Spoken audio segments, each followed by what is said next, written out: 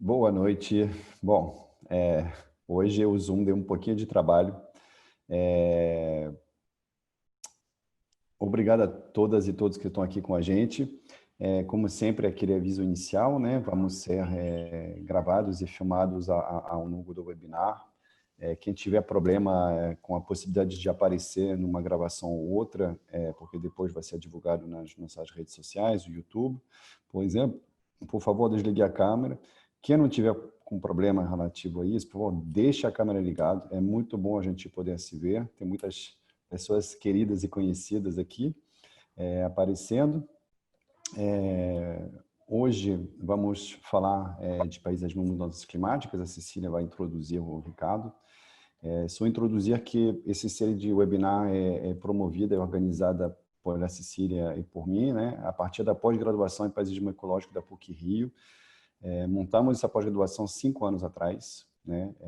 Juntando seis departamentos da PUC-Rio e chamando professores convidados também das universidades federais e de alguns países também, né? Então, muito obrigado a todos. Estamos em massa hoje para falar, né, de como mudar a nossa cidade através da natureza, né? Muito obrigado. Cecília, eu te passo a palavra. Gente, boa noite. Acho que é o nosso 9º webinário hoje. É um prazer enorme estar aqui com vocês. Estão perguntando aqui como é que faz para receber o certificado. Para receber o certificado tem que ter feito inscrição no site da PUC, lá do CCE, e colocar o nome completo agora no chat. Tá? E a gente gostaria muito que vocês colocassem da onde vocês vêm também, e a instituição que vocês estão ou representam, e para a gente poder conhecer mais, né, quem são vocês, né? A gente tem um contato mais próximo e fazer esse evento online o mais próximo possível, né? Assim, que a gente consiga realmente ter um contato mais... Por isso que a gente pede para ligar a câmera, né, para a gente poder ver vocês e, enfim, compartilhar essas experiências que a gente está tendo aí já há muitos anos, né? Eu e o Pierre fizemos parte do Instituto Em Verde, a gente organizou durante 4 anos palestras no Parque Lage e a gente também bombava lá, e agora a gente está repetindo a mesma experiência online, né? Que essa pandemia trouxe oportunidade que a gente aproveitou, começou em maio, junho, já estamos entrando em julho, e é muito legal estar com vocês, né? Ter essa audiência tão assim, importante, porque eu acho que a gente está tratando de um tema super emergencial, que é como a gente vai cuidar, né, do nosso habitat, como a gente está cuidando, né? E a importância da gente trazer a natureza para a cidade, né? E se reconhecer como natureza. Hoje eu estou com um palestrante super querido, que é um paisagista português, formado lá na Universidade de Évora. Ele vai contar o percurso dele rapidamente. Ele fez mestrado nos Estados Unidos, está fazendo doutorado aqui no Rio. Enfim, tem uma experiência de América Latina super rica. A gente se conheceu na Colômbia. E, então, ele vai trazer a parte do estudo dele, né, da pesquisa que ele está fazendo para o doutorado, mais as experiências que ele tem também internacionais. Então, é um prazer, e vamos falar de paisagismo, que é um campo de conhecimento importantíssimo.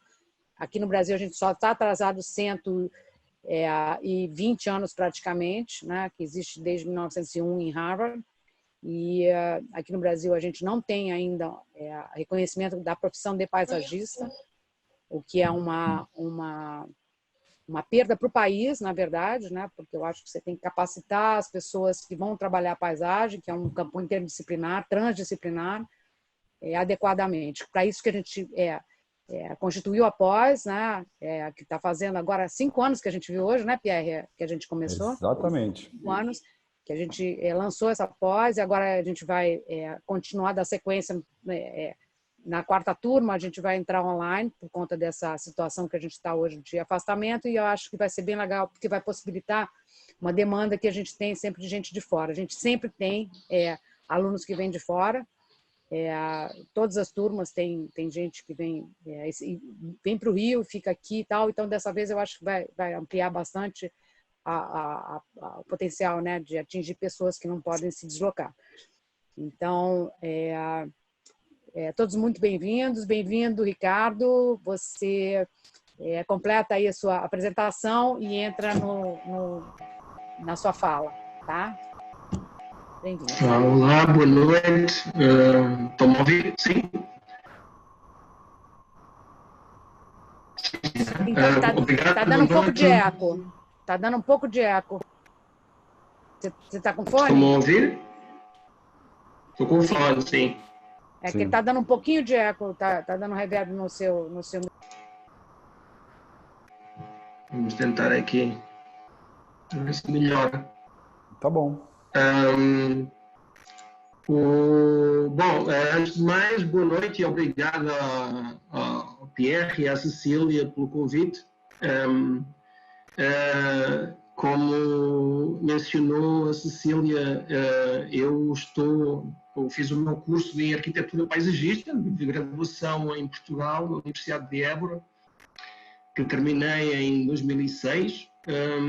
Depois trabalhei durante uns anos em Portugal em projetos de parques públicos e outros projetos particulares. E, passados 5 anos, decidi fazer o mestrado nos Estados Unidos. Fui para a Universidade da Califórnia, em Berkeley, e fiz aí o meu mestrado em Arquitetura Paisagista, com um foco especial no planejamento ambiental e questões de projeção de infraestrutura verde, trabalho com comunidades.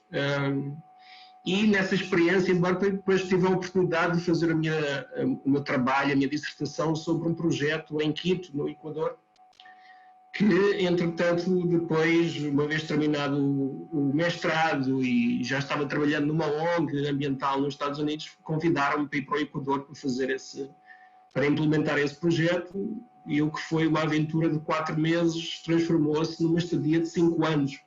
E fiquei dando aulas, vivi em várias cidades do Equador e até que numa determinada conferência na Colômbia, depois conheci pessoas da UFRJ e decidi fazer o doutorado aqui no Rio de Janeiro. E já vamos para mais de 2 anos aqui no Rio, assim que muito feliz, muito contente, e apesar de que a situação não é a melhor, mas bastante contente de estar aqui e de poder partilhar um pouco da minha pesquisa com vocês. Arranco já, eu não sei se trato aqui de partilhar o ecrã.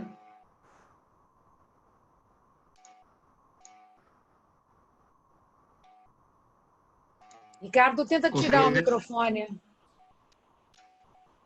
Tenta tirar o microfone para ver se melhora o som. Tá bom, vou tentar aqui.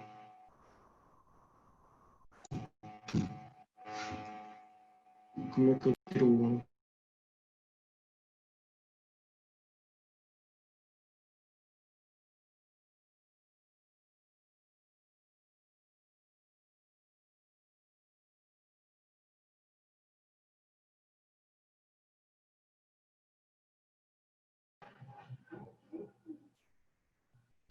Alô? Estás a ouvir agora? Alô, alô? Oi, estamos te ouvindo, sim. Oi, estamos te ouvindo. Mas eu estou achando melhor botar o microfone de volta, sabia?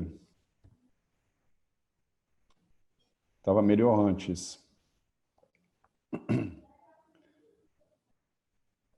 Pode botar o fone de volta, estava melhor antes. Alô? Oi. Pode botar melhor o fone. Agora? Pronto. Alô? Alô, alô? Oi. Pronto, Ricardo. Alô? Eu acho que seu fone não está ouvindo, né?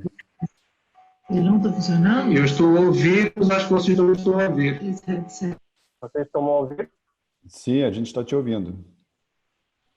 Estão a ouvir bem agora? Sim, Ok. pode seguir. Mas a tela que eu estou vendo não é Vem a da tua apresentação. Veio para o Zoom de volta. Você tem que ficar no PowerPoint. Estou no PowerPoint. Conseguem ver? Não. Por enquanto a gente está vendo, não sei, de repente demora um pouquinho, mas não, eu estou vendo. Não, eu nunca vi isso acontecer. Eu estou me vendo. Eu estou te vendo. Não Agora. Pronto. Agora entrou, Foi. agora entrou. Foi. Ok. O problema é que há um delay aqui grande de quase uns 5 segundos. Deve ser isso mesmo. Ok. Já entendi então. Então é o delay. É que eu punha e tirava e por isso é que vocês não viam. Estão a ouvir agora? Sim. Sim. Ok. Bom, então... Ricardo, só uma coisa. Está escrito aí embaixo ocultar. Aperta ocultar só. Isso, perfeito. Pronto. Agora sim. Pronto, agora falta 5 minutos para acabar, Ricardo. Estou brincando. Vou começar agora. Vou falar mais rápido ainda do que é costume. Então. Não. Para, tem 30 minutos. Não pode falar muito depressa que ninguém vai entender. Exato, é o meu problema aqui. Ora bem, então... vamos falar sobre 2 temas, na verdade, né? O tema da arquitetura paisagista e o tema das mudanças climáticas. Os dois estão extremamente relacionados e falar tanto de um como de outro é inevitável nós não falarmos do início da Revolução Industrial, não é? E o impacto que o processo de industrialização trouxe para as nossas cidades. A Revolução Industrial é subejamente conhecida por todos os ouvintes, provavelmente, e realmente foi um período de crescimento exponencial da população nas cidades, além de todos os impactos ambientais da queima de combustíveis fósseis. Realmente as condições de vida nas cidades deterioraram gravemente. E isso foi uma das questões que levantou e fez força ao movimento higienista, não é? Como todos nós sabemos, e a uma reestruturação, uma reformulação das cidades. Paralelamente a esta decisão de alguma forma descontaminar, de sanear as cidades, surge também o movimento dos parques públicos, ou seja, não só as condições de vida estavam deteriorando do ponto de vista ambiental da cidade, mas as condições de saúde da própria população estavam-se a complicar. E isso é um problema para os donos das fábricas, pois os trabalhadores estavam perdendo o trabalhador. Então, os decisores decidiram construir mais áreas públicas, áreas verdes. Havia uma ideia, ainda que não houvesse o conhecimento da ciência e da ecologia, já havia algumas teorias sobre os benefícios do ar livre, né? Nomeadamente a teoria miasmática. Então havia várias ideias de que os benefícios que os parques podiam trazer para a população. E os parques até este momento eram, na sua grande maioria, parques privados, eram parques que pertenciam à nobreza, pertenciam à alta burguesia, aos industriais que tinham suas casas no campo. Não é? Então, é um momento também que começam a surgir as primeiras encomendas de projetos de parques públicos. E o primeiro projeto de um parque público elaborado desde o seu desenho como um projeto urbano para todas as pessoas foi o Parque de Birkenhead, perto de Liverpool. Liverpool e Manchester foram as cidades pioneiras da Revolução Industrial, portanto foram também cidades onde a sua população aumentou mais rapidamente do que em outras, e as condições de saneamento das cidades também se degradaram mais rapidamente. Portanto, também o surgimento do parque, do espaço público da área verde, como uma resposta para a melhoria da qualidade de vida. E este movimento dos parques públicos foi muito estudado e foi muito apreciado por várias outras personalidades, né? Nomeadamente Olmsted, que viajou pela Europa e teve contacto com esta ideia dos parques públicos e levou essa ideia para os Estados Unidos, onde depois participou e venceu o concurso para o Central Park, que é provavelmente dos parques públicos mais reconhecidos em todo o mundo, mas não somente trabalhou em parques públicos. Olmsted foi também um pioneiro na questão, por exemplo, de recuperação de rios, que é uma coisa que nós hoje tanto falamos, mas é uma coisa que já existe desde o século XIX. Né? Repito, não com a mesma intenção ou conhecimento da ciência ecológica, mas já com uma intenção de melhoria do espaço urbano. E esta ideia super importante de que os espaços verdes, os espaços naturais de uma cidade deveriam estar de alguma forma conectados para realmente contribuírem mais para a vida da população. Obviamente, Olmsted, ainda que não tenha sido o primeiro a utilizar o título de arquiteto paisagista, foi, sem dúvida, quem popularizou o título e a disciplina, não é? Então, a partir daqui, foi justamente depois, inclusive, o filho de Olmsted que abriu o tal curso que a Cecília falava em Harvard em 1901, e a partir daí depois já conhecemos um pouco da história, né? Um pouco mais recente. Se calhar alguns marcos importantes dentro da profissão da arquitetura paisagista é, sem dúvida, o livro Design with Nature, do Ian McHarg, em que ele introduz esta abordagem sistémica de análise da paisagem, não é? Ou seja, há um início, né? Temos que pensar no contexto. O contexto de final dos anos 60 é um contexto em que rebenta o movimento ambientalista em muitas partes e esta ideia de que a paisagem e o espaço realmente é um resultado de uma série de relações de diferentes sistemas, né? E McHarg foi também quem popularizou estes métodos de análise da paisagem que continuamos utilizando como referência ainda hoje, não é? Esta forma de sobreposição de informação para chegar a uma avaliação de que espaço deveria ser utilizado para que tipo de uso, não é? Portanto, há realmente umas contribuições importantes tanto para o planejamento urbano, para o planejamento regional, vindos do campo da arquitetura paisagista.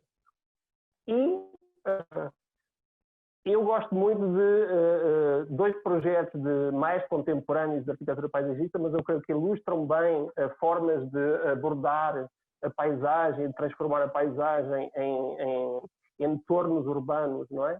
Este, por exemplo, é um projeto do Jorge Decombe, na Suíça, em que ele faz a renaturalização de um rio. O rio é este rio que passa aqui, que tinha sido canalizado justamente durante o século XIX, foi a repartição das terras e o alinhamento do canal para prevenir inundações e tudo mais, né? Uma obra de engenharia que ainda hoje continuam a fazer. E este canal foi restaurado, mas eles quiseram de alguma forma manter a memória do local, então decidiram manter o canal quase como uma peça escultórica e deixar o rio fluir livremente por um canal ao lado, não é? E a forma como foi feito este projeto para decidir qual seria o cauce do rio é super interessante, porque eles utilizam um modelo através de uma barra de chocolate suíço, não é? Em que eles derramam o líquido, à medida que vai passando pela barra de chocolate, vai fazendo estes padrões. Então, isto é um pouco a inspiração. Mas convido-vos a ver o projeto com mais detalhe, porque é realmente um projeto super interessante. E este é um tipo de projeto, né? Ou seja, vemos a recuperação do rio de Olmsted, vemos recuperações do rio. Hoje em dia fala-se tanto de recuperações do rio em tantas outras cidades, né? Tornou-se um projeto quase um projeto emblemático na arquitetura paisagista, o projeto de recuperação do rio, mas também projetos como este foi um dos pioneiros destes projetos de transformação de áreas industriais em parques públicos também, né? E este é o projeto de Peter Lahr, na Alemanha, e é realmente super interessante ver como também esta abordagem e esta forma de projeto também ganhou muito protagonismo e hoje em dia vemos vários projetos a acontecer tanto na Europa como nos Estados Unidos, em cidades chamadas pós-industriais, né, em que têm muitas dessas estruturas industriais obsoletas ou abandonadas, e uma forma de reaproveitar estas estruturas, utilizar técnicas de fitorremediação para descontaminar os solos, e são projetos de paisagem, são projetos de larga escala, são projetos que não terminam, não é? Tem uma evolução e isso é realmente muito, muito interessante. Mas realmente, desde a Revolução Industrial até hoje, o processo de industrialização tem-se acelerado, não é? Então, com esse aceleramento do processo de industrialização, nós temos um contínuo aumento de gases de efeito de estufa, de emissões de partículas, de contaminação atmosférica, temos contaminação do solo, contaminação da água, grandes cicatrizes na face terrestre e impactos significativos na paisagem, perfeitamente visíveis, né, de desflorestação da Amazónia, com impactos também extremamente graves para a perda de biodiversidade. Né? Então, e porquê é que eu me refiro a estas questões? Porque estas questões, quando nós falamos de mudança climática, nós temos uma tendência para imaginar os riscos que vão acontecer daqui a 20, 30 ou no final do século, né? E eu gosto sempre de frisar que os riscos climáticos e os riscos ambientais são muito presentes, né? São uma coisa que já está acontecendo. Não é uma coisa do futuro, é uma coisa que está acontecendo neste momento. E são sobre as coisas que estão acontecendo neste momento que nós podemos fazer alguma coisa sobre, não é? Porque é difícil prever o mundo daqui a 80 anos, não é? Então, o que nós já vemos que está acontecendo hoje, nós vemos nas notícias frequentemente, né? Tem nas notícias praticamente todos os dias, não todas as semanas, algum evento climático extremo que está causando problemas em alguma parte do planeta, né?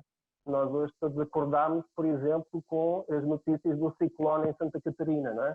Se calhar há muitos anos atrás, a ideia de ciclones no Brasil, ciclones tropicais no Brasil, era uma coisa quase que não era possível de imaginar, não é? Mas nós estamos sentindo essas anomalias no clima, não é? Nós temos inundações urbanas, nós temos deslizamentos de terra que matam pessoas, nós temos secas extremas que têm prejuízos enormes para as comunidades e para a agropecuária, para a produção. Nós temos pragas e doenças nos cultivos, ou seja, são tudo questões relacionadas com esses impactos ambientais que nós temos vindo a produzir de uma forma cada vez mais acelerada desde a Revolução Industrial. Então, nós pensamos da mesma forma que a profissão da arquitetura paisagista surge num momento de graves problemas ambientais, de uma necessidade urgente de transformação, eu diria que a arquitetura paisagista hoje surge novamente com um papel super relevante para poder contribuir também para essa nova necessária transformação, não só das cidades, mas da paisagem, não é? E, obviamente, que esses impactos refletem-se também, e têm reflexo nas nossas cidades, da migração de pessoas que existe hoje no planeta, uma migração enorme, cada vez maior, de refugiados por os mais variados motivos, e muitos deles climáticos e ambientais, né? E não estamos só a falar de países do sul global. Isso acontece na Europa, acontece nos Estados Unidos. Nós vemos como estas situações geram conflito, geram violência, geram condições de vida que nós não desejamos e realmente faz-nos pensar que algo está muito mal e que realmente precisamos de transformar alguma coisa. E eu acho que esse reflexo de que algo está muito mal, nós vemos, basta ligar as notícias e nós vemos notícias em todo o mundo de manifestações, de movimentos, pelos mais diversos motivos de descontentamento com a situação atual, com o status atual da situação. Não é?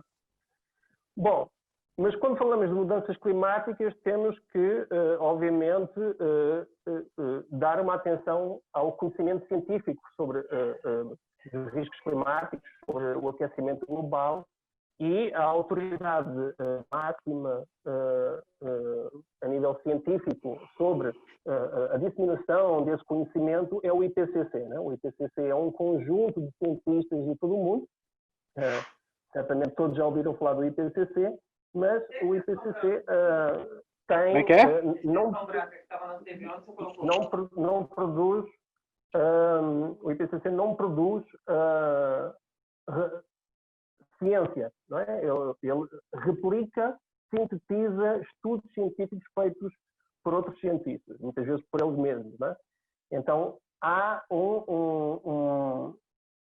uma seleção de estudos e, obviamente, esses estudos fazem as mais diversas projeções. Então, temos aqui o exemplo, por exemplo, para os 4 cenários do último relatório, que foi o 5º relatório que saiu em 2013, o 6º relatório está previsto a sair dentro de 2 anos, não estou em erro. E temos aqui as projeções do 5º relatório em termos de aquecimento do planeta. Né? Então, vai para até 2100, nós vemos que cada vez mais se vai divergindo as projeções, vai desde meio grau até 5 graus possíveis de aquecimento. Né? Ou seja, há realmente não há uma certeza do que é que vai acontecer. Ok? Mas há, sim, um aumento do discurso sobre a necessidade de mitigação e adaptação às mudanças climáticas. E um pouco o que eu queria falar com vocês aqui era justamente dar-vos um exemplo de como é que esse discurso está sendo utilizado e às vezes nem sempre com as melhores intenções. E esta aqui é uma fotografia de 2012 da costa leste dos Estados Unidos, quando o furacão Sandy, que provavelmente se recordam, devastou toda a costa leste, chegando a prejuízos superiores a 65 bilhões de dólares. Não é? Ou seja, foi uma tragédia imensa, como muitas outras tragédias que nós temos tido, mas foi uma tragédia imensa. Foi nos Estados Unidos, foi perto de Nova Iorque, foi no coração financeiro mundial, não é? Então isso causou realmente uma preocupação. E como resposta a esta situação, a esta tragédia, surge a iniciativa da Fundação Rockefeller chamada 100 Cidades Resilientes, que a maioria provavelmente já ouviu falar, o Rio de Janeiro inclusivamente participou. Esta iniciativa 100 Cidades Resilientes consistia em que a Fundação Rockefeller selecionava 100 cidades no mundo, né, para participar de um programa em que eles davam $1 milhão a cada cidade para começar a implementar estratégias e começar a encomendar projetos e estudos. Né? Incorporavam um diretor de resiliência dentro da prefeitura e uma série de outras iniciativas. Não é? Agora é interessante como é que estes termos, né, resiliente ou resiliência, veio de alguma forma nos últimos anos substituindo o papel que se dava ao termo sustentável. Né? Antigamente as cidades eram sustentáveis, as cidades já foram inteligentes, as cidades já foram ecológicas e agora as cidades são resilientes. Né? Ou seja, há uma espécie de uma mercantilização, uma monetarização destes termos, né? Com o interesse de fazer alguma propaganda sobre o tipo de soluções que são as soluções que se devem implementar frente aos riscos que nós temos. Para Nova Iorque, especificamente, dentro desta iniciativa das 100 cidades resilientes, acontecendo em paralelo, a Fundação Rockefeller financiou este concurso de projetos para a cidade de Nova Iorque chamado Rebuild by Design, em que eu não vou mostrar todos os projetos vencedores, que são pelo menos uns 6 ou 7, em várias partes da costa leste do estado de Nova Iorque, né? E financiaram-se estes projetos, estas ideias de criar projetos que se chamavam são projetos de infraestrutura urbana de proteção destas cidades, né? Estes projetos foram extremamente divulgados, foram extremamente disseminados pela pelas mídias, não é? Ganharam vários prémios, saíram em capas de revista. Eu vou falar de um deles só. Este é o projeto do escritório de arquitetura BIG, e é um projeto que é basicamente a proteção da parte sul da ilha de Manhattan. E porquê a proteção da parte sul da ilha de Manhattan? Pois porque a parte sul da ilha de Manhattan é onde está o distrito financeiro, não é? Portanto, obviamente que para uma determinada elite é uma área extremamente importante de proteger de qualquer tipo de impacto, seja aumento do nível do mar, seja tempestade, seja o que for, não é? Então, neste projeto de BIG, que foi um projeto que foi avaliado em $1 bilhão, né, na entrega deste projeto. E este projeto é dividido em três segmentos, em três áreas, né? E esta é uma delas, que é o East River Park, que era uma das partes, uma das fases do projeto que estava orçamentado em cerca de $700 milhões. E estes projetos do Rebuild by Design, que eram um conjunto de consultores internacionais, e já vos vou explicar um pouco também essa história de que geralmente os consultores, há quase uma espécie de uma oligarquia de consultores internacionais que trabalham nestas cidades e neste tipo de projetos, mas estas equipas depois faziam um trabalho, que diziam fazer um trabalho ótimo de participação com as comunidades, de consulta, mas este projeto, que é de 2014, realmente não chegou a ser construído, foi alterado, entretanto, recentemente o projeto, e esta é a nova cara do East River Park. O East River Park, para quem não conhece, é um parque já existente ao nível da água, em Nova Iorque, e eles, no fundo, propõem enterrar o parque, subir o parque não sei quantos metros, para proteger de um possível aumento do nível do mar até 2050. E esta intervenção, esta sugestão, né, esta alteração, custa $1,5 bilhão. Ou seja, a ideia de que só este tramo do projeto já explode totalmente com o orçamento total do projeto já é um pouco duvidoso. Torna-se mais duvidoso ainda quando nós fazemos um pouco de pesquisa e vemos reportagens no New York Times em que falam como é que a comunidade de Nova Iorque não foi consultada neste processo de alteração do projeto, né? E entrevistas com jornalistas realmente desapontados e desacreditados com a prefeitura e os agentes intervenientes sobre essas alterações, não é? Outra crítica feita ao projeto é sobre essa ideia de construir uma infraestrutura urbana chamada de resiliente, quando é, no fundo, uma infraestrutura urbana de proteção contra desastres. Não é? É a forma tradicional de controle e domínio sobre a natureza. E como é que se pode fazer um projeto de engenharia, um projeto de infraestrutura, para 2050, quando nós sabemos todas estas especulações em relação aos números, aos dados exatos sobre o aumento do nível do mar. E aqui está o exemplo das projeções da subida do nível do mar nos últimos anos. Nos anos 80, a comunidade científica projetava um aumento do nível do mar de cerca de 1,8 metros até 2100. Em 2007, que foi quando saiu o quarto relatório do IPCC, a projeção era para 0,6 metros até 2100. No quinto relatório de 2013, a projeção era para 0,9 metros de subida. E em 2019 a projeção era de 1,1 metro. Não é? Ou seja, não há uma concordância. Vai aumentando, mas vai aumentando pouco, para parecer que de alguma forma é controlável. Não é? E outras instituições, a título de exemplo, depois têm outros números. Não é? Estes números que estamos mostrando aqui, a maioria são do IPCC, mas, por exemplo, o Instituto de Estudos Oceanográficos dos Estados Unidos prevê um aumento de 2,5 metros até final deste século. Ou seja, fica muito difícil eu fazer um projeto, não é? Chamar um engenheiro para fazer um projeto de um muro de contenção sem saber exatamente qual é que por que esse muro deve ter. Não é? Então, um pouco para mostrar talvez a falta de seriedade, às vezes, destes projetos chamados resilientes ou chamados sustentáveis. Né?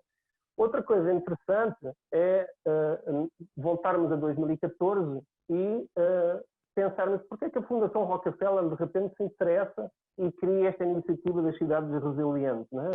Para quem conhece, a família Rockefeller fez fortuna com petróleo e com combustíveis fósseis. Depois, em 2014, a família Rockefeller, através da sua fundação, decidiu que deixaria de investir em combustíveis fósseis para passar a investir em energias alternativas. Não é? Então, há aqui uma coincidência de que quando a Fundação Rockefeller decide começar a investir noutro tipo de mercado, é quando ela lança essa iniciativa de cidades resilientes, não é? Que são os potenciais clientes desse tipo de soluções. Mas isto são tudo especulações, não é? Eu não estou aqui fazendo papel de advogado de acusação, mas estou especulando um pouco sobre, tentando ligar os pontos e tentando entender um pouco o porquê destas iniciativas e o porquê de alguns destes projetos, não é? E é interessante saber também que a Fundação Rockefeller, que é uma entidade filantrópica, não é? Como muitas outras, funciona, no fundo, como um fundo de cobertura, como um fundo de investimento que investe dinheiro em um mercado de alto risco e que, obviamente, é regulado e os dividendos e os ganhos são mais altos, não é? E dentro destas, vamos ver um pouco mais à frente, mas dentro destas entidades filantrópicas há vários tipos de investimento. Em 2014, a Fundação Rockefeller financia bem a seção Guardian Cities, que foi criada no jornal The Guardian, justamente com a intenção de promover esta ideia das cidades resilientes. Não é? A iniciativa terminou, a iniciativa 100 cidades resilientes terminou o ano passado e que a iniciativa, a secção do Guardian Cities terminou este ano, não é? Ou seja, a duração foi a mesma, não é? Uma nota na página web das 100 cidades resilientes, né, uma nota de fecho do presidente da iniciativa, né, o Michael Berkowitz, que a título de curiosidade, o Michael Berkowitz era, antes de ser o presidente das 100 cidades resilientes, era um funcionário do Deutsche Bank, né, um dos maiores bancos da Alemanha, em que ele, na mensagem final que põe na página web, é interessante como ele se congratula do sucesso da iniciativa com uma série de números, né? Mais de 80% das cidades integraram dentro dos seus quadros o tal diretor de resiliência, mais de não sei quantas 4.000 ações, não sei quantas 80 estratégias, 1.400 colaborações, 25 bilhões de projetos implementados e 5 bilhões de dólares, né, de projetos implementados. Mas eu acho que o mais importante nos seus anúncios é esta última frasezinha em que ele diz que o investimento em resiliência é crítico. Ou seja, uma promoção, uma propaganda à necessidade de implementar projetos de resiliência, não é? E 5 minutos. Quando nós pensamos... Sim? Perdão? 5 minutos. Ok. E quando nós pensamos nestas entidades filantrópicas, é interessante ver às vezes os conflitos de interesses, como eu vos disse. Estas entidades filantrópicas, elas recebem investimento para reinvestir noutro tipo de negócios. E muitas vezes são detectáveis estes conflitos de interesses. Não? Foi interessante. Eu, quando li este artigo e vi que a Fundação Rockefeller depois recebia investimento e estava a ser investigada sobre supostos investimentos de fabricantes de armas, por exemplo, qual é que seria realmente, ou seja, até onde é que isso poderia ramificar? E quando tu vais à página da Fundação Rockefeller hoje e tentas consultar os dados sobre de onde é que vêm os investimentos, a página está indisponível, não é? Então é todo um conjunto de circunstâncias super interessantes que nós vamos juntando aqui no puzzle e vamos tentando entender. Mas há outras entidades filantrópicas também, fazendo um pouco o mesmo trabalho. Este é outro exemplo, é a Bloomberg, do Michael Bloomberg, né, o antigo mayor de Nova York, que é um promotor destas iniciativas de resiliência, de sustentabilidade, de soluções ecológicas, e aqui vemos na página de apresentação da sua página web, como é que realmente a coisa é escancarada do tipo de negócio que se está a explorar, não é? E, para terminar, eu gostaria simplesmente de mencionar que as mudanças climáticas, como eu disse ao início, não é um problema do futuro, é um problema do presente. É uma coisa que nós temos que, sim ou sim, começar a resolver. E, se calhar, a forma de resolver não é através de esses slogans de cidades resilientes, de cidades sustentáveis, ou de cidades ecológicas, cidades inteligentes, né? Mas talvez através de iniciativas locais, projetos que muitas vezes já estão a acontecer e que nos é dada o mesmo protagonismo, obviamente, e esta imagem que eu gosto muito do projeto do Rio de Janeiro, do Hortas Cariocas, que é uma iniciativa excelente, e inclusive já ganhou vários prémios internacionais, ecológicos, não é? Mas o protagonismo, este tipo de Ricardo, Ricardo, só um segundo, desculpa interromper, mas seu som está muito ruim. Experimenta tirar o fone para ver se melhora, talvez seja o fone. Está muito ruim, não está dando para entender o que você está falando. Estão a ouvir? Alô? Tenta aí, mas estava muito ruim. De repente ficou péssimo.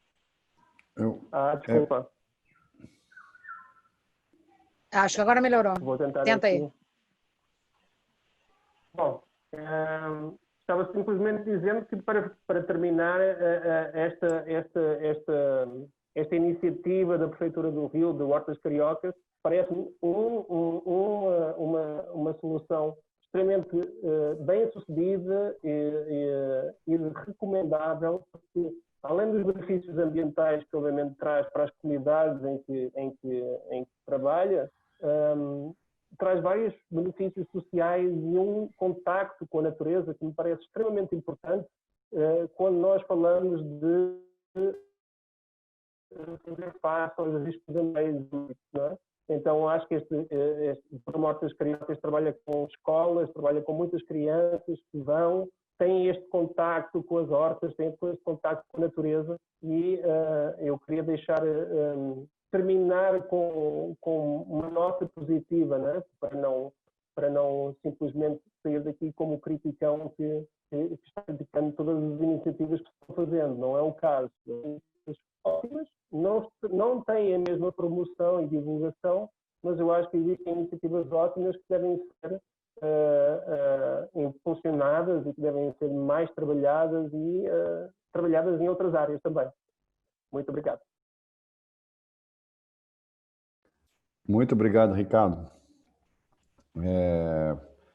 A gente conseguiu fazer um passeio, né, com tua apresentação aqui, desde, né, o início, né, da criação das cidades, né, e a gente vê quando a gente começa a partir para a produção industrial da cidade, né, e a gente começar a ter uma produção do habitat, o habitat coletivo, né, a gente tem uma velocidade, né, entre a nossa capacidade de ocupar o espaço e, ao mesmo tempo, uma deficiência em conseguir acolher, né, as condições ambientais e manter as condições ambientais, né? Eu acho que isso aqui é um belíssimo caminho. A reverência ao homestead é fantástico, né? A gente vê como que o homestead é contemporâneo até hoje, né? A gente deve a ele o termo Landscape Architect, né? Eu acho que a Cecília pode falar disso depois, né? E a gente vê como que hoje, eu achei muito interessante ver que se o paisagismo está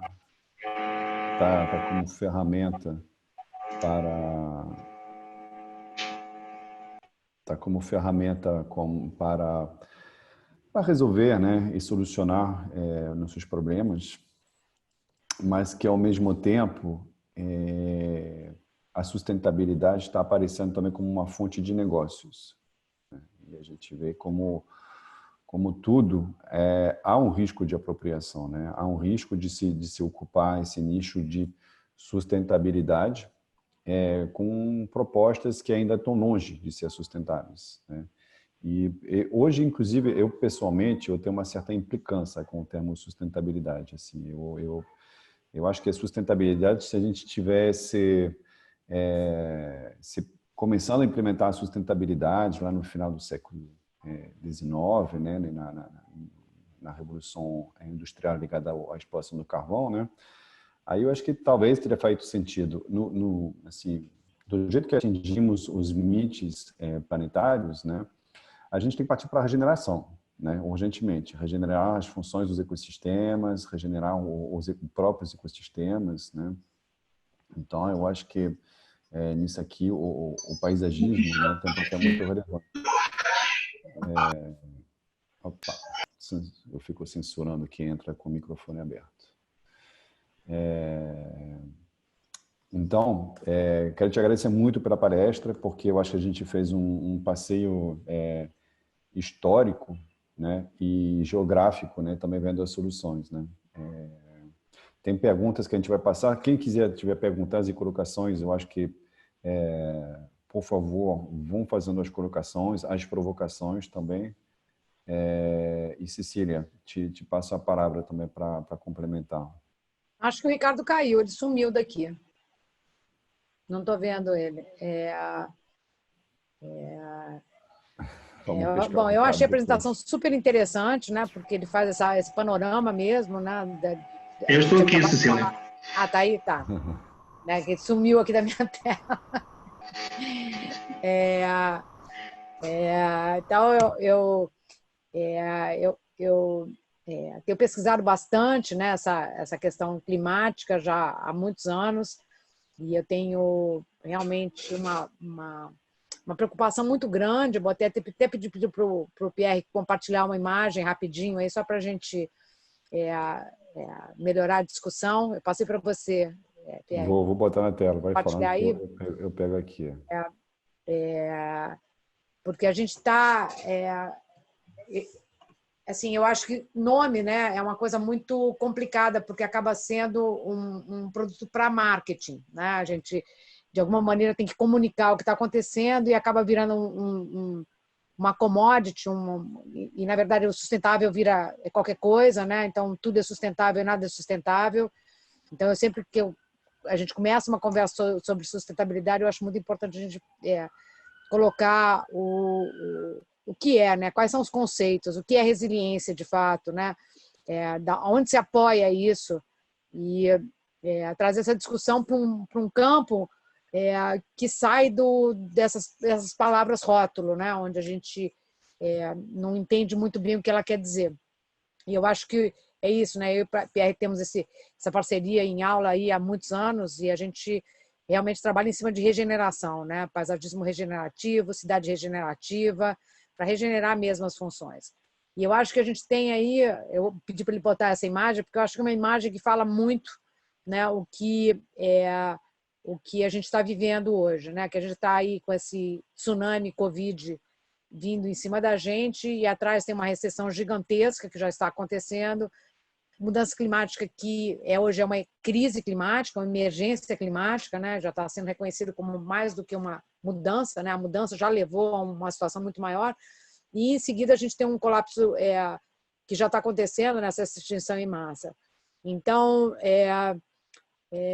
isso daqui era muito para a gente pode tirar, Pierre, só para a gente dar um panorama maior.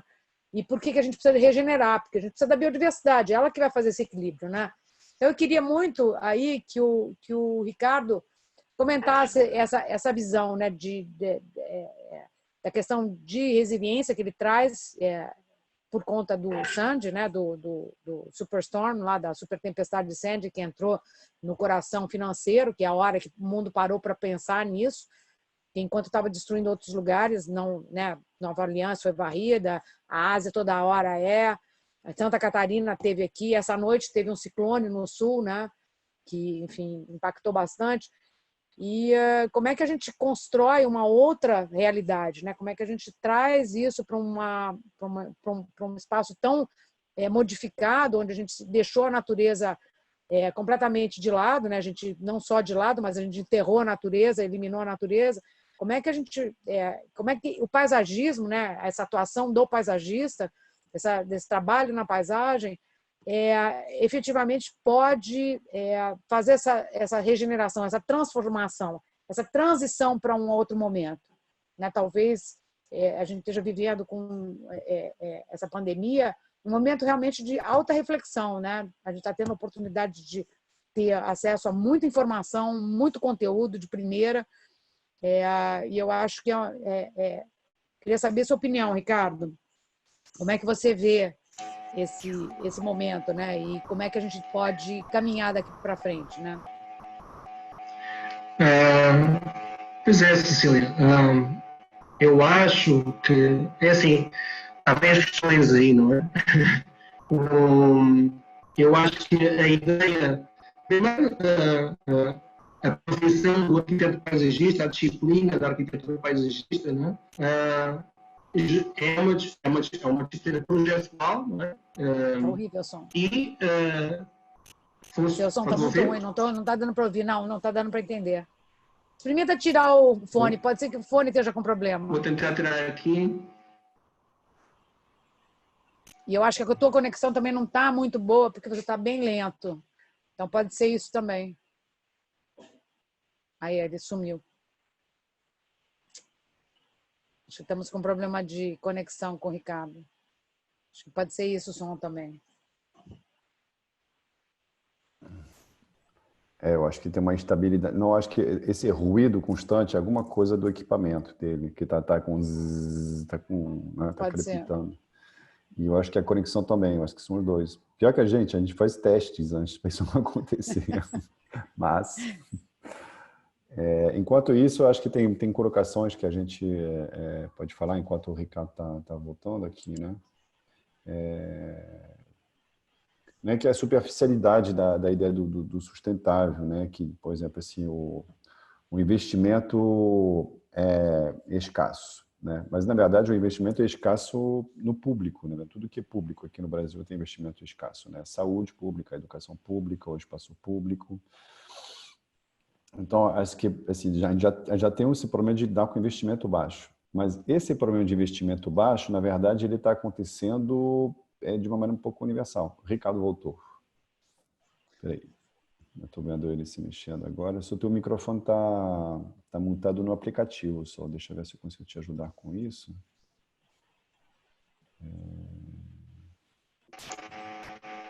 Alô? Pronto. Continua. Melhorou agora?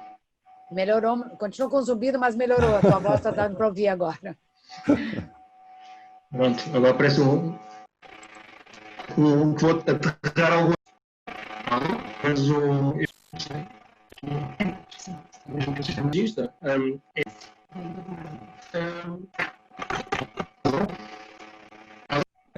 som está perto. Você está perto do teu Wi-Fi?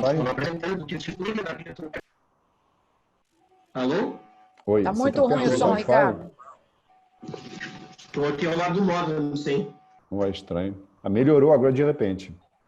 O computador gostou. Foi? Está melhor assim? Foi. Melhorou. Pronto. Então eu estava dizendo que a principal contribuição da arquitetura paisagista é essa junção dessas duas vertentes do conhecimento, né? As ciências naturais por um lado e as ciências sociais por outro, né? Então, toda a formação do arquiteto paisagista é realmente bastante versátil no que refere ao projeto dessa interface entre o humano e não humano, não é? Então eu acho que é super interessante e de extrema importância, inclusivamente, realmente este tipo de projeto, não é? Como vimos os projetos na Suíça e o projeto na Alemanha, não é? Ou seja, eu acho que são projetos de regeneração de áreas contaminadas, de áreas deterioradas, de ecossistemas que não funcionam bem, e eu acho que são de extrema relevância para realmente poder combater não só os impactos dos riscos climáticos, mas os que já acontecem hoje, né? de perda de biodiversidade, de contaminação ambiental.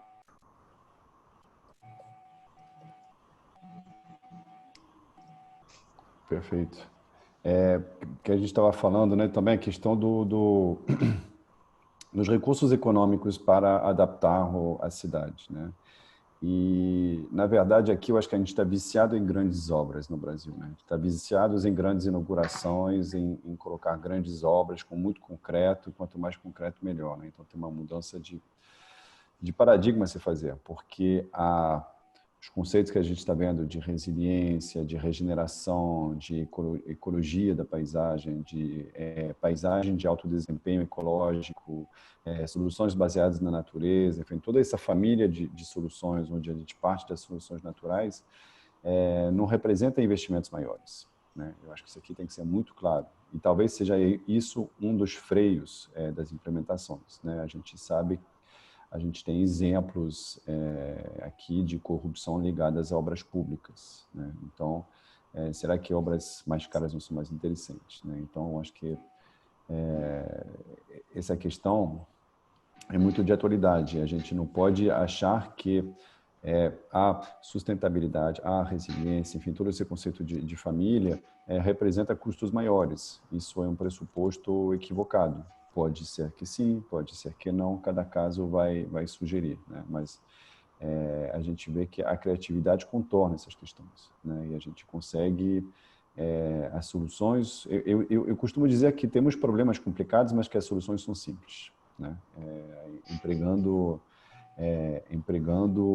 a natureza, né? A gente vê, vou colocar aqui depois no nosso canal no YouTube, a gente já falou, né, de jardins filtrantes para água de chuva, para um outro webinar foi sobre efluentes, né? A gente viu que tem soluções para grandes cidades, grandes centros urbanos, tem estação de tratamento de esgoto para 300 mil pessoas com plantas, com maior desempenho. Então, só para a gente não ficar achando que a gente está propondo uma solução inconveniente, né? As soluções para as nações são extremamente convenientes e trazem múltiplos benefícios, enquanto a gente tem a infraestrutura tradicional, né, ela é focada muito em soluções pontuais, né? Eu ligo o ponto A ao ponto B e gero 4 problemas. Trago uma solução e trago 4 problemas, né? Eu acho que é isso que a gente está entendendo como umas soluções mais contemporâneas, né? Mas me alertou bastante os números, né, que a gente vê, por exemplo, eu acho que aquele gráfico dos níveis, né? E a solução é mesmo subir parede ou a gente ir para outros lugares, né? Qual seria na tua visão? Pois é, isso é extremamente pertinente, Pierre, porque sem dúvida que o que interessa são os megaprojetos. E pelos mais variados motivos, né? São motivos não somente económicos, mas são motivos, inclusivamente motivos políticos, que fazem com que esses megaprojetos sejam muito mais interessantes, porque uma cidade que se vende como uma cidade resiliente, um prefeito que se vende como um campeão dessas ideias de combate aos impactos de mudanças climáticas, aos riscos ambientais, são extremamente populares, né? São muito populares, os projetos são megalómanos, há muito dinheiro envolvido, os beneficiados com esse dinheiro são quase sempre os mesmos. Quando digo quase sempre os mesmos, falamos, por exemplo, de empresas de consultoras internacionais que quase sempre, né, vencem ou ficam com esses projetos, né? Eu não vou dizer nomes para não ser respeituoso, mas todos nós sabemos quais é que são essas grandes empresas, né? Onde esses projetos, esses megaprojetos realmente são feitos e a quem é que esses projetos realmente vão beneficiar são também sempre os mesmos, não é? Portanto, não é difícil nós vermos esse tipo de projetos a acontecer nas cidades com mais dinheiro, com mais recursos. O meu medo é que as cidades do Sul, as cidades com maiores problemas e problemas mais urgentes, caiam no erro de tentar repetir essas ideias que vêm de fora como se isso fosse a melhor ideia do mundo, não é? E eu espero que não, não é? uma demonstração. Eu tenho uma história que me aconteceu quando eu trabalhava no Equador. Eu trabalhava para vários governos, em alguns projetos com governos locais e com o governo nacional, inclusivamente, em que me chegou a ser dito em reuniões que o orçamento do projeto que eu estava fazendo, de recuperação de um rio numa comunidade, não interessava, justamente porque o custo do projeto era muito baixo. Ou seja, que de alguma forma era difícil para eles verem uma recompensa ao fazerem tal projeto em relação a fazer um outro tipo de projeto. Então a proposta deles foi: faz mais qualquer coisa ou sobe o valor do projeto para poder realmente implementá-lo, né? Ou seja, isto, para nós vermos a lógica, isto é um choque na altura, né? Que eu era pouco experiente ainda com esse tipo de trabalho e de lidar diretamente às vezes com esse tipo de agentes, e então foi um choque, né? E em relação à tua pergunta, devemos continuar a construir muros ou se devemos abandonar os lugares, eu acho que nós temos que começar a pensar em alternativas de compromisso. Há vários autores que falam nesta questão de coabitar o espaço, né? Obviamente que qualquer pessoa minimamente capaz chega à conclusão que proteger-nos dos impactos das mudanças climáticas construindo muros não é uma boa ideia, né? Nós já temos exemplos ao largo da história em que cada vez que nós tentarmos de alguma forma controlar e dominar a natureza, demos-nos mal, né? Então esses muros vão falhar eventualmente e vai ser uma catástrofe, né? Então nós temos, como muito bem dizia o Paulo Pellegrino na apresentação dele também, não é? Da mesma forma que nós temos que saber conviver com as enchentes, nós temos que saber conviver com uma série de outras condições naturais que existem, de processos naturais que nós temos que aprender a respeitar quando nós estamos construindo cidade. Eu acho que o conceito de cidade esponja, né, ou cidade sensível à água, é o mesmo conceito com dois nomes, né? Um é mais asiático, chinês, e outro é mais europeu. Eu acho que é um conceito muito regenerativo, né? Porque ele busca regenerar as funções, os processos naturais, né? Os processos da paisagem, por meio de introdução de várias soluções baseadas na natureza e que dão resultado, né? Independente do rótulo que queira dar, né? Mas eu gosto muito desse conceito, que é o que a gente passa bastante no curso, né? Na pós, a gente bate muito nesse conceito, que eu acho que abrange muito tudo que a gente está falando, né? Seja a sustentabilidade, seja a resiliência, e eu acho que sempre a sustentabilidade remete muito para a questão das emissões de gases, né? Quando você pensa em mitigação de efeito de emissões de gases de efeito estufa. E aí quando a gente fala de cidade, a gente fala não só de buscar outras maneiras, né? Outras energias, ou a nossa energia mesmo, né? Pedalando, caminhando, reduzindo o consumo de energia elétrica, como também a questão da adaptação, como é que a gente convive com o que está acontecendo, né? Como é que a gente evita que as árvores caiam, né? Não sei quantas árvores devem ter caído no Rio de Janeiro. Lá no sul, um amigo meu que tem um sítio teve 80 árvores derrubadas, 80 eucaliptos no vizinho dele, né? Um caiu em cima quase da oficina dele. Então, isso está acontecendo, né? A árvore está errada. De repente, são uns eucaliptos velhos que não tem mais que estar ali. Na hora que bate, eucalipto não é nosso, né? É uma árvore gigantesca.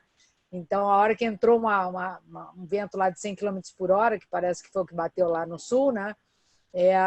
Não aguenta, né? Então, a gente tem que realmente se preparar para isso. Eu acho que são questões emergenciais e a gente tem que buscar essas soluções.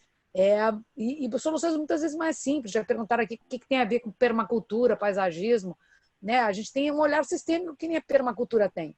Pelo menos a nossa visão mais ecológica, onde a gente entende esses sistemas que interagem, né, na cidade, são fundamentais para a gente poder ter esse funcionamento. eu acho que é vital, né? Se a gente não tiver essa compreensão sistêmica, a gente vai continuar pensando em silos, né? Enfim, e o que você falou, né? De a gente sair, né? Eu acho que algumas coisas a gente vai ter que sair mesmo, né? Não vai ter muita escolha, né? Na hora que o mar entra, Santa Catarina, não sei como é que está agora, a gente esteve lá uns anos atrás, eu e o PR lá para um evento, e eu fui fazer umas visitas e fiquei assustado com o que estava acontecendo com a ilha de Santa Catarina, né? De Florianópolis, que dá para o oceano. O mar está comendo tudo porque tiraram todos os ecossistemas. Aonde estava com o ecossistema estava ok. Onde tiraram o ecossistema, o mar estava lá dentro já. Né? Então, a gente tem isso acontecendo em vários lugares. E aí a gente tem que pensar como é que a natureza passa a fazer parte da solução. Né? Aliás, a gente tem que deixar a natureza ser a solução.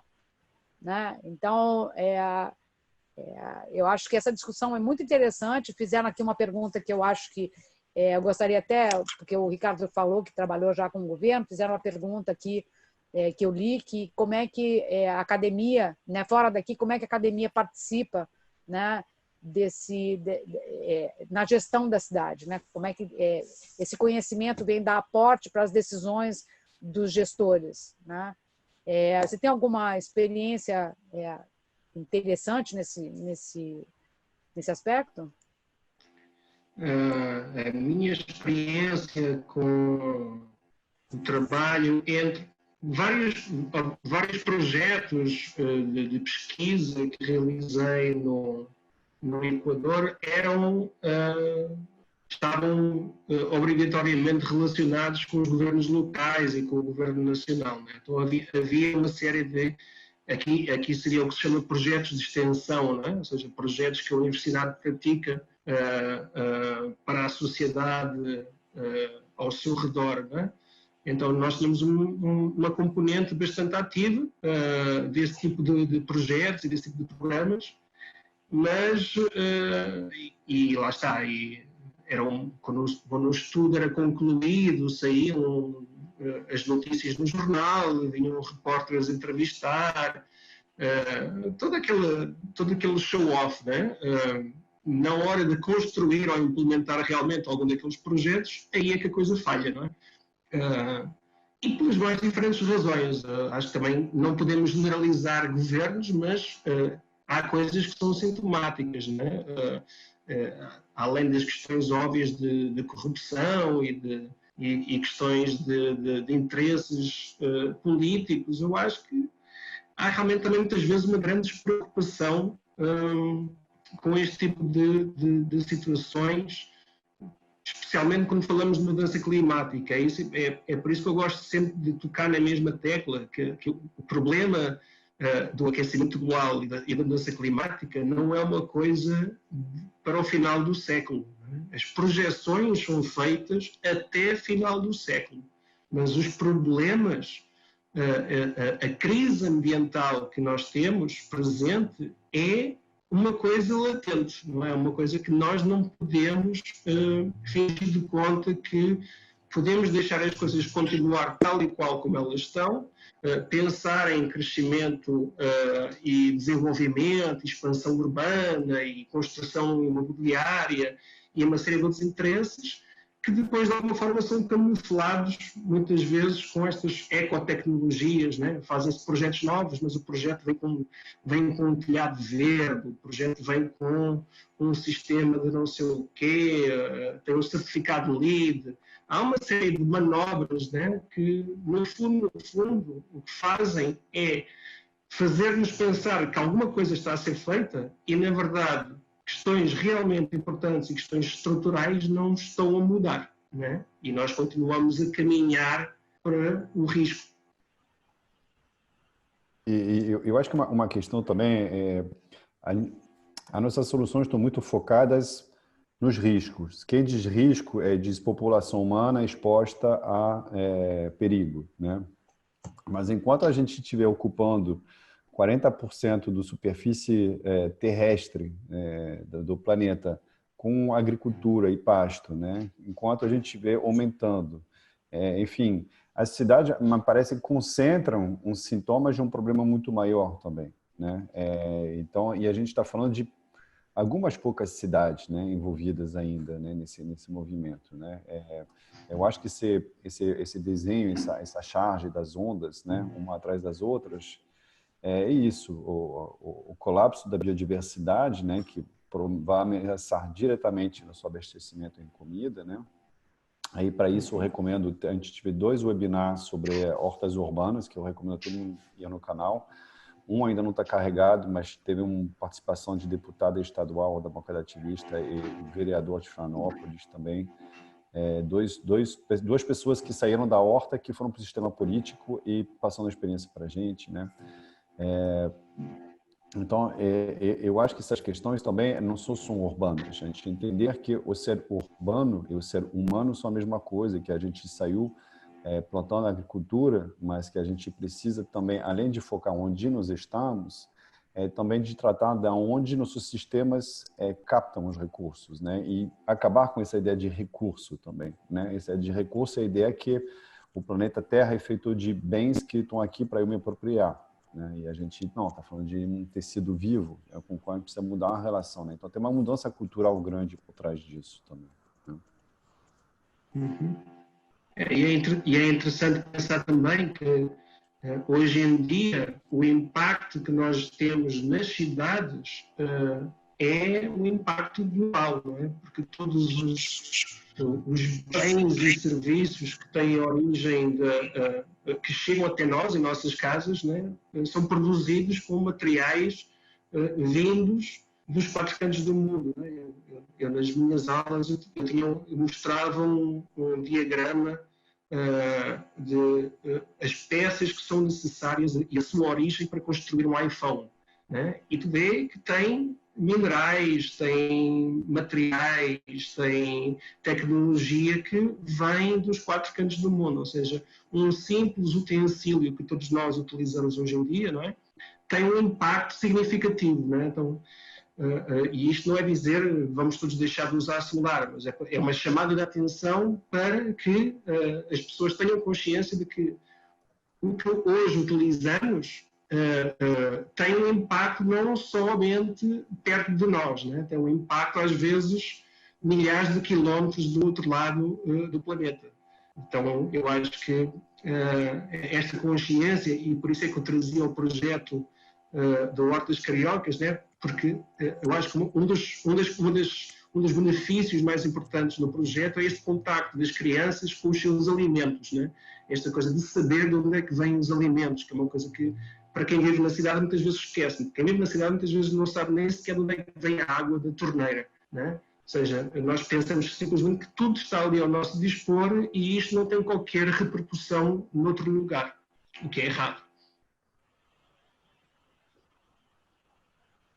Eu queria só colocar aqui uma experiência que eu tive na Coreia, assim, que foi muito legal, né? Eu acho que a Coreia, dentro do que eu conheci, na verdade eu tive contato com um cientista e uma equipe de projeto que desenharam aquela renaturalização daquele córrego Cheonggi, no centro de Seul, onde tiraram o viaduto e tal. E aí eu tive a oportunidade, na sequência de conhecer aqui no Brasil, ir para a Coreia, porque eu fui para um congresso lá na China, e acabei conhecendo também, enfim, uma assessora de um prefeito no sul da Coreia, lá de uma cidade chamada Changwon, e acabei indo para essa cidade também, a convite lá do prefeito, né? E aí eu me dei com uma realidade muito assim diferente da nossa, me deu uma super inveja. O prefeito, as duas situações, tanto de Seul, que é uma mega cidade do tamanho de São Paulo, quanto tá tendo algum problema aí de compartilhamento de tela, hoje está meio esquisito isso aqui. E os prefeitos, né, os gestores lá, eles têm consultoria de acadêmicos, né? Eu visitei essa cidade com pessoa assessoras do prefeito, né, da secretaria. Eu não entendia nada do que eles falavam, então realmente não sei exatamente qual era o papel dela, mas e os dois falavam inglês, né? E um acadêmico, né? E um cientista que estava dando suporte. E eles abriram o rio, eles se naturalizaram, eles tiraram.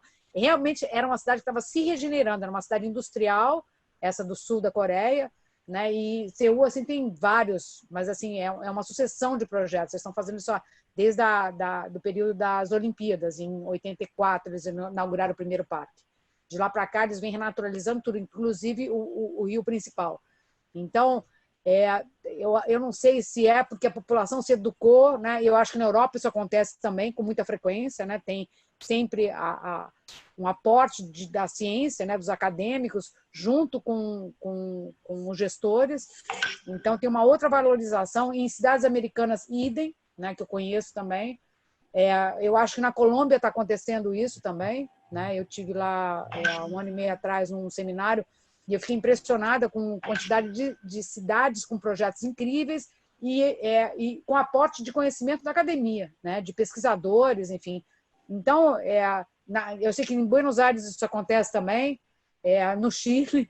Então, eu acho que um problema muito nosso aqui, né? Eu acho que a gente tem que quebrar essa barreira, a gente tem que partir para uma ação, para uma ação mais eficaz, mais efetiva, né? Acho que até por isso que a gente está promovendo esses encontros aqui semanais para trazer esse conhecimento, né? Levantar e fazer uma rede mesmo, né? A gente já teve, inclusive, um dos webinars foi sobre as redes, né? Fazer redes de redes, né? Então, que eu acho que a única maneira da gente conseguir algum poder político de transformação é a gente se articulando.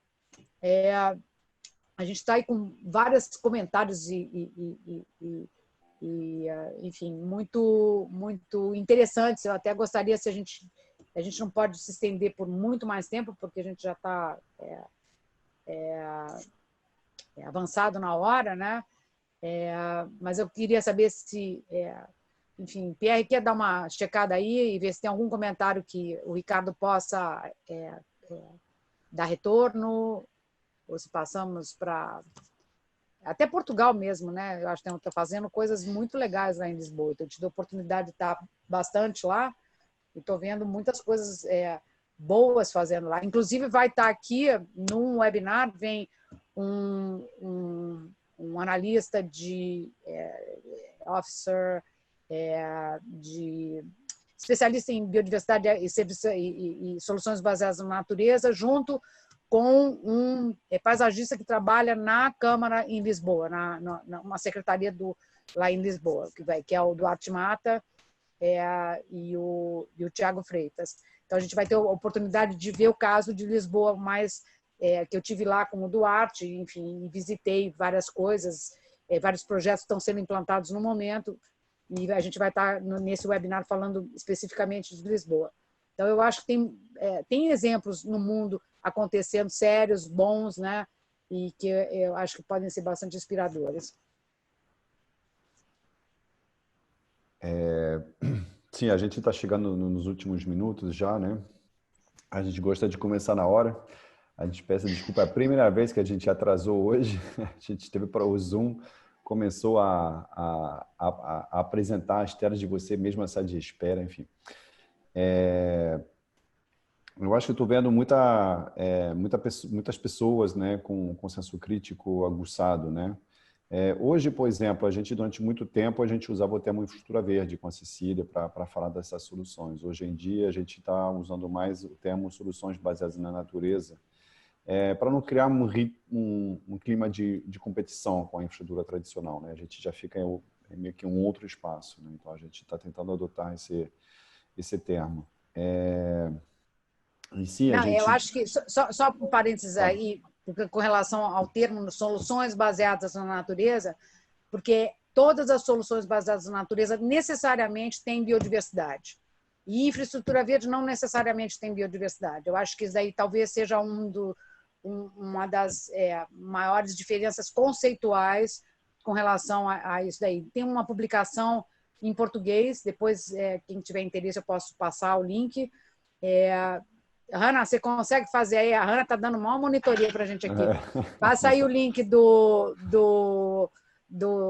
daquele livro do diálogo setorial de soluções baseadas na natureza, o Roadmap, tem em português, tem um link que dá para baixar. Se você conseguir achar aí, te agradeço. Só isso, quis fazer um parênteses falando sobre o conceito mesmo das soluções baseadas na natureza. Não, obrigado, Cecília, maravilhoso. E sim, né, tomar cuidado com o modismo, a gente não cair em soluções fáceis, né? A Guian colocou, né, que o telhado já verde ou já em vertical são modismos. Sim e não, tudo é um pouco assim, né? Tem que tomar cuidado. Eu acho que o já em vertical ele é extremamente guloso em água e custa muito caro, não acho uma solução popular. Mas a cortina verde, por exemplo, né, que é uma trepadeira apoiada numa estrutura, que pode ser uma estrutura de rede de janela, por exemplo, esse é bem barato e funciona, né? O telhado verde já tem várias soluções de telhado e alguns feitos com vegetação nativa, de costão rochoso, de alta biodiversidade, né? Que já podem representar realmente reais soluções, né? Para tentar trazer de volta, né? A gente ocupa um terreno, nossa missão como paisagista e como arquitetos, urbanistas, biólogos e geógrafos e todos os interessados no tema, né? A gente não precisa pertencer a uma disciplina para trabalhar a paisagem, né? É uma questão de metodologia, né? É transdisciplinar. A gente tem como missão final de trazer de volta as funções ecológicas que existiam antes e, se puder, mais funções ecológicas, né? Então, ali sim a gente se encontra com a permacultura, com outros conceitos assim que faziam parte dessas famílias do carinho, do cuidado com a vegetação, né? Eu acho que a gente vai encerrar, né? Já são 8 horas. Semana que vem temos o tema da renaturalização de corpos d'água, com 2 pessoas, alguém justamente do setor público, alguém de prefeitura, uma ex-aluna nossa. Então, a gente só vai poder mudar a cabeça das prefeituras sendo dentro das prefeituras, né? Então, todo o corpo técnico é convidado a participar desses webinars, dessas conversas conosco. É uma missão entrar nas prefeituras e mudar de maneira que os editais sejam bem escritos, as leis, os decretos, né? E Osvaldo engenheiro da COP, né, fazendo todo um trabalho sobre justamente a gestão das águas pluviais por meio de soluções naturais, né? Então, acho que vai ser bem instigante a gente contar com todos vocês. Eu quero agradecer cada um e cada uma de vocês que participou, muitas pessoas com a câmera ligada, muitas pessoas conhecidas, conhecidas da vida real, conhecidas dessa vida aqui pelo Zoom, né? Quero agradecer muito. Cecília, hoje, se quiser, de repente, Ricardo faz uma fala de despedida e, de repente, Cecília, você fecha o webinar de hoje.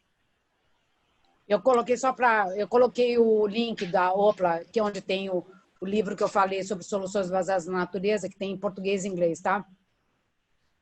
Para quem quiser, é só tirar dali. Perfeito.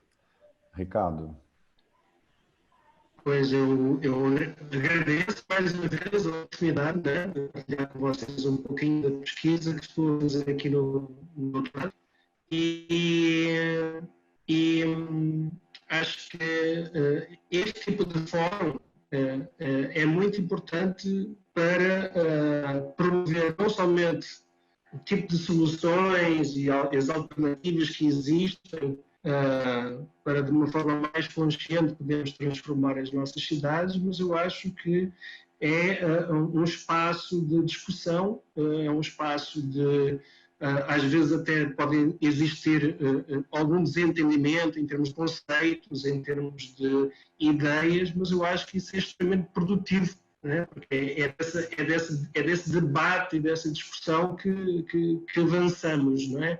E pensamos quais é que serão realmente os caminhos a seguir, até porque não existem fórmulas, não existem receitas de como vamos solucionar tantos problemas que existem.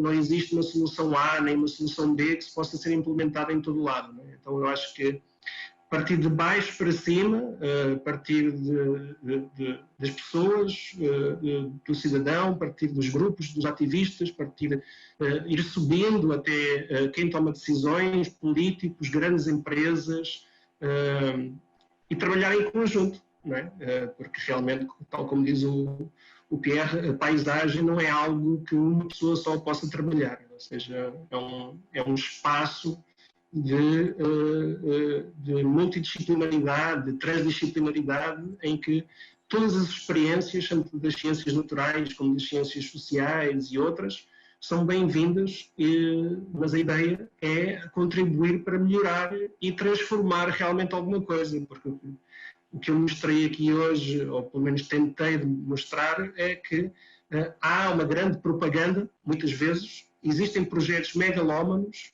mas que os interesses por detrás deles não são realmente ajudar ou transformar para o bem, mas são manter as coisas tal como estão e beneficiar a certos grupos. Muito obrigado. Obrigada, Ricardo. Acho que foi... eu saio sempre das quartas-feiras, né? Estou assim meio viciada nesse nosso encontro, né? É muito bom poder ter gente assim do Brasil todo, praticamente, de fora do Brasil também. Tem gente da América Latina, tem umas pessoas que estão vendo lá de fora, da Europa. Então, é uma oportunidade assim que a gente não imaginava que a gente teria, né? Normalmente a gente fazia tudo presencial, então era só quem estava disponível naquele dia, perto, e agora a gente tem esse universo assim gigante, né? Que a gente está realmente conhecendo novas pessoas, entrando em contato, tem gente que já contatando por fora, né? É muito legal, né? Eu estou super feliz com essa experiência que eu estou tendo aqui, está me enriquecendo bastante. E então agora quero agradecer muito a presença de todos vocês. Assim, é muito legal, né? Ver depois já são mais de 8 horas da noite, né? Depois de um dia que todo mundo deve ter ficado grudado na tela o dia inteiro, a gente fica super exausto, né? Nunca tive tão cansada na minha vida mentalmente. E a gente ainda está aqui. Quarta-feira que vem tem mais, né? Que nem o Pierre já mostrou, e tem programação até o final do mês de julho. E a gente deve lançar a abertura da matrícula do curso de pós-graduação.